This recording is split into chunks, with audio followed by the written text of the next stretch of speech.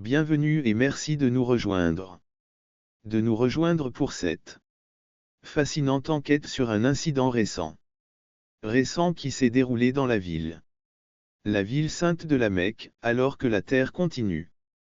Le réchauffement de la Terre et le mystère des icebergs, nous sommes témoins d'événements incroyables qui dépassent nos attentes et piquent notre curiosité à la Kaaba, qui est considérée comme le centre de la foi musulmane. De la foi musulmane, un blizzard s'est produit. Dans cette étude, nous enquêtons sur un incident unique qui s'est produit sur le site le plus sacré de l'islam. Sur le site le plus sacré de l'islam, il est impossible d'ignorer les liens et les implications que cet incident peut avoir avec les anciennes prophéties anciennes et les pensées de la fin des temps. En analysant cette circonstance et en continuant à approfondir cette étude, nous sommes forcés de réfléchir sur les possibilités étonnantes de ce que, dans un contexte plus large, y compris les références bibliques. Références bibliques à l'apparition du prophète et de l'antéchrist. De l'antéchrist, préparez-vous à une étude qui mettra à l'épreuve les modes de pensée conventionnels qui nous sont familiers, ainsi que les croyances et les événements qui façonnent notre monde. Quelles conclusions pouvons-nous tirer face à la nature extraordinaire de ces phénomènes? Avons-nous la capacité de les comprendre comme le jugement de Dieu? Plus nous en apprendrons sur ce sujet intrigant, mieux nous le comprendrons. Sur ce sujet intrigant, nous le comprendrons mieux. La neige tombée sur la Kaaba Mecca a attiré l'attention d'un grand nombre de croyants et d'hommes politiques. L'attention d'un grand nombre de croyants et d'hommes d'affaires. Et a suscité des spéculations sur l'éventuelle la signification de la neige comme un signe envoyé par Dieu. Comme le dit le psaume 517, purifiez-moi et je serai plus blanc que la neige. Et aussi dans Isaïe 1h18, qui montre comment Dieu, dans sa grâce, peut transformer les péchés en neige pure. Nous trouvons corrélation symbolique entre la neige et la purification des. Nous trouvons des corrélations symboliques entre la neige et la purification des péchés dans les Écritures. Dans les Écritures, la neige est un symbole de la purification des péchés. De plus, la neige tombant sur un lieu aussi saint que la Kaaba nous rappelle la purification des péchés. Comme la Kaaba nous rappelle les avertissements bibliques contre les faux prophètes et les faux enseignants, tels que ceux contenus à ce sujet dans le Deutéronome 18-20. La situation actuelle du phénomène de la SAG dans la Kaaba est reflétée dans ces textes. Dans la Kaaba se reflète dans ces versets bibliques. Ces versets nous permettent d'approfondir la question de l'utilisation de la SAG dans le cadre de la Kaaba. De regarder le gonflable et le prophétique. Les implications de ce phénomène extraordinaire. La Kaaba, située précisément au centre de ce cube céleste, est le point de départ d'une réflexion sur les implications de ce phénomène extraordinaire. Du cube céleste est une relique d'une grande importance dans la Kaaba. Nombreux sont ceux qui accordent de l'importance à cette pierre. Certains pensent que c'est un cadeau de Dieu à l'humanité. D'un autre côté, il y a points de vue qui disent que Satan essaie d'imiter le Christ en même temps, et tente en même temps de tromper l'humanité. À travers les âges, la pierre noire a été source d'intrigues et de dévotion en raison de sa signification, qui a fait l'objet de nombreuses légendes et spéculations. Les historiens et les spécialistes de la religion ont suggéré que la pierre était déjà vénérée par les tribus arabes chiites. Par les tribus arabes chiites de la région. Avant son adoption par l'islam, certains affirment même qu'il s'agit d'une météorite. Prétendent même qu'il s'agit d'une météorite, ce qui confère à la pierre un caractère sacré et mystérieux. Un air de sainteté et de mystère qui l'entoure. On pense qu'elle vient du ciel. compte tenu de l'idée susmentionnée selon laquelle que Satan essaierait de ressembler au Christ remonte à des traditions apocalyptiques que l'on peut trouver dans le monde entier. Traditions apocalyptiques que l'on retrouve dans le christianisme et l'islam. Un personnage qui apparaît pour tromper. Pour tromper les fidèles est appelé l'Antéchrist. Ces récits servent souvent un avertissement contre les tromperies de l'Antéchrist. De l'Antéchrist à la suite du blizzard qui s'est produit à Mecca pourrait être interprété par certains comme des présages rappelant des prophéties. Prophéties. En réfléchissant à cela, il est important de prendre en compte le contexte historique et culturel. Historique et culturel plus large, en raison de sa longue et glorieuse et sa profonde signification. Spirituelle, la Mecque a toujours été au centre d'événements d'importance religieuse. La Mecque a toujours été au centre d'événements d'une grande importance religieuse. En plus d'être le lieu de naissance du prophète Mahomet, la Mecque a toujours été le centre d'événements à forte connotation religieuse. Le lieu de naissance du prophète Mahomet. C'est aussi le lieu où il a reçu la révélation du Coran pour la première fois. La révélation du Coran pendant de nombreuses années. Elle a servi de lieu de pèlerinage et de culte, et de lieu où des millions de personnes ont reçu la révélation du Coran. De pèlerinage et de culte et un lieu où des millions musulmans se rendent pour accomplir le Hajj. Ce n'est pas un concept nouveau que d'établir le lien entre des phénomènes météorologiques et la signification spirituelle à travers l'histoire de l'humanité. Tout au long de l'histoire de l'humanité, de nombreux phénomènes naturels ont été perçus comme des signes divins. L'un de ces exemples est l'éclipse solaire. Exemple est l'éclipse solaire qui s'est produite au moment de la crucifixion de Jésus. Que beaucoup ont interprété comme un symbole d'une grande importance religieuse. Par conséquent, certains croyants d'aujourd'hui peuvent considérer le blizzard qui s'est produit de miel, tout comme tout au long de l'histoire. L'histoire de l'humanité, il y a eu de nombreux phénomènes naturels qui ont été interprétés comme des super signes dans le récit juif, l'un des plus est la découverte de la mer Rouge de l'autre côté. Dans la tradition chrétienne célèbre l'arrivée de l'étoile de Bethléem est célébrée comme le moment de la naissance de Jésus dans la religion musulmane. Le moment de la naissance de Jésus dans la religion musulmane, qui a miraculeusement préservé le sanctuaire sacré, est l'événement connu sous le nom d'incident. L'éléphant, lorsqu'Abraha tenta de détruire la Kaaba mais en fut empêché. De détruire la Kaaba mais en a été empêché par des oiseaux. Les oiseaux ont lancé des pierres et les arbres et les fruits ont leur propre personnalité. Le fait que le nom d'Allah puisse être trouvé sur les arbres et les fruits est l'un des éléments les plus importants de l'histoire de l'humanité. Sur les arbres et les fruits est l'un des exemples les plus fréquemment cités de personnes ont affirmé à plusieurs reprises avoir vu le nom d'Allah ou des passages du Coran apparaître spontanément. Le nom d'Allah ou des passages du Coran créés spontanément sur des troncs d'arbres, des feuilles, des fruits, etc. Spontanément sur des troncs d'arbres, des feuilles, ou même sur des pastèques et des tomates, ces observations se sont produites à plusieurs reprises sur des arbres et des fruits. Ces observations se sont produites sur différents sites de l'Union européenne.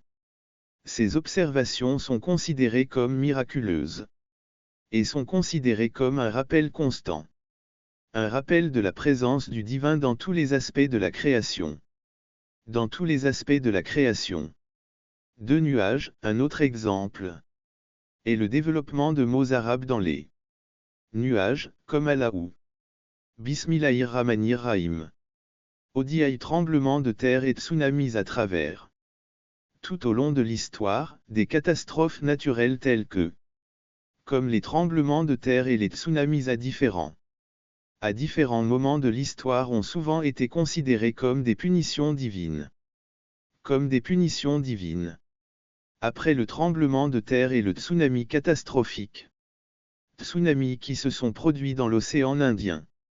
Dans l'océan Indien en 2004, plusieurs chefs religieux ont vu dans cet incident un avertissement divin contre les comportements pécheurs et la nécessité de revenir aux idéaux énoncés dans le Coran.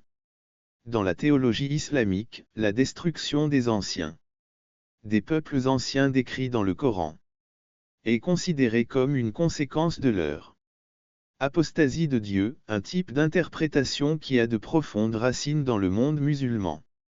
Ce type d'interprétation a des racines profondes dans la théologie islamique.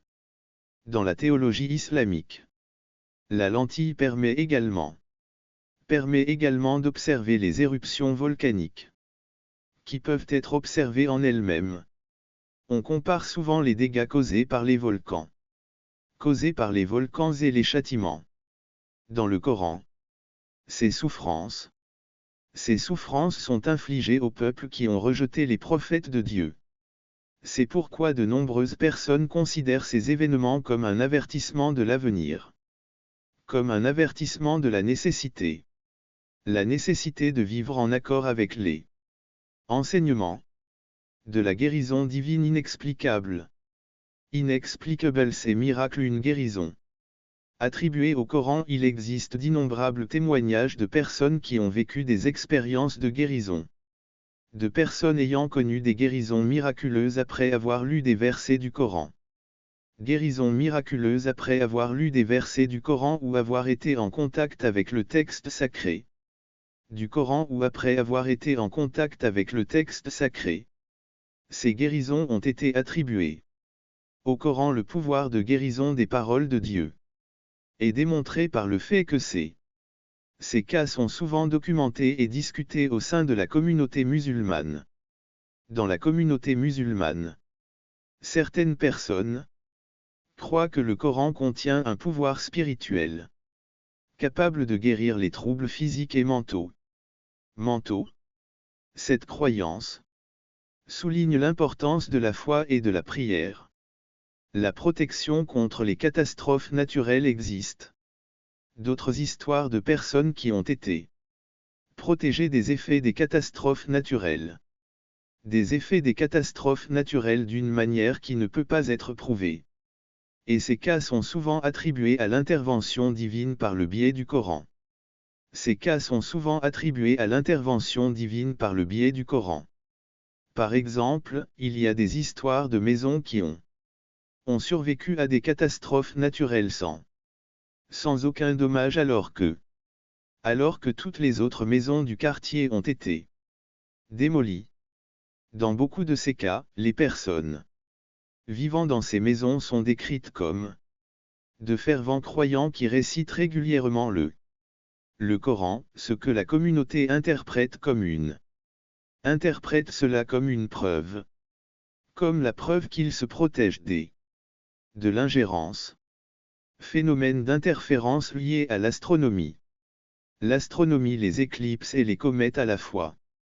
Les éclipses solaires et lunaires ainsi que les comètes. Les observations de comètes étaient considérées comme des signes. Ces phénomènes astronomiques sont souvent considérés comme une occasion de contemplation et de prière dans la religion islamique. Selon la tradition islamique, les musulmans sont tenus de réciter des prières spéciales en salah. Chaque fois qu'il y a une éclipse, ils le font parce qu'ils considèrent ces événements comme l'occasion de réfléchir à la grandeur de Dieu et à la faiblesse des hommes. Deux étoiles filantes dans le Coran. Dans le Coran, les étoiles filantes sont mentionnées comme une forme de protection de Dieu. Une forme de protection que Dieu utilise contre les démons qui tentent d'écouter les secrets des cieux. En lisant le Coran, un phénomène naturel se voit conférer une signification spirituelle. Est doté d'une signification spirituelle, ce qui confirme l'idée que Ce qui confirme l'idée que les forces divines veillent toujours sur l'univers et le protègent. Veillent sur l'univers et le protègent. Exemple de catastrophes historiques et leur interprétation de la destruction des villes. Dans le passé, le Coran contient des descriptions de civilisations anciennes, telles que les civilisations de l'enfer et de la mer. Civilisations passées, telles que les civilisations de l'enfer et de Samu, qui ont été détruites par des catastrophes naturelles. Samu qui ont été détruites par des catastrophes naturelles. Ces civilisations ont été détruites par des catastrophes naturelles en raison de leur désobéissance. Pour Dieu, ces villes ont été détruites en raison de leurs crimes. À la suite de leurs crimes, ces histoires sont souvent rappelées chaque fois que des catastrophes naturelles des temps modernes. Catastrophes naturelles modernes et sont considérées comme un avertissement constant que la désobéissance aux lois divines peut entraîner une punition sévère. Les graves inondations et les sécheresses étaient également considérées comme des catastrophes divines. Considérées comme des divins. Cela s'applique aux deux types de catastrophes naturelles à travers le monde. Tout au long de l'histoire de l'islam, de tels événements ont été considérés soit comme un test de foi, soit comme une punition. Les sécheresses en particulier ont souvent été interprétées comme un appel à prier et à donner plus généreusement avec l'argent de Dieu, dans l'intention d'obtenir le pardon et la miséricorde de Dieu. De la miséricorde de Dieu, ces exemples montrent comment les phénomènes naturels sont souvent réinterprétés dans le cadre de l'éducation à la santé. Les phénomènes naturels sont souvent réinterprétés dans le contexte de l'histoire de l'humanité. Dans le contexte de croyance. Ils servent de témoignage de foi et une interprétation permanente des messages divins présents dans le monde. Divins présents dans le monde, ils démontrent le lien profond qui existe entre les phénomènes naturels et la spiritualité. Et servent à renforcer la présence et la puissance du divin dans la vie des chrétiens modernes. En conséquence, les chutes de neige dans un endroit aussi incroyable que la Kaaba peuvent facilement être perçues comme un signe de la présence et de la puissance du divin. Comme la Kaaba peut facilement être interprétée comme un phénomène d'une grande spirituelle, ce qui nous oblige à réfléchir sur le lien entre la neige et l'esprit de la Kaaba. Nous sommes obligés de réfléchir au lien qui existe entre la nature et la culture. Entre le monde naturel et le monde surnaturel. Surnaturel et sur la façon dont les événements de la vie physique peuvent être interprétés. Comment les événements du monde physique dans le monde physique peuvent avoir dans le monde spirituel. Enfin, nous notons que les chutes de neige qui s'est produite à la Kaaba a une signification. C'est plus qu'un simple phénomène météorologique, c'est un moment où l'histoire de la foi et l'interprétation des prophètes sont en jeu. Où l'histoire de la foi et l'interprétation des prophètes se rejoignent, indépendamment de l'opinion publique. Se rencontrent indépendamment de la façon dont chacun choisit d'interpréter cet événement, il suscite indubitablement une profonde sur notre position dans le cosmos et sur notre lien avec le divin. L'inspiration de nos propres idées est venue de Dieu. La diffusion de fausses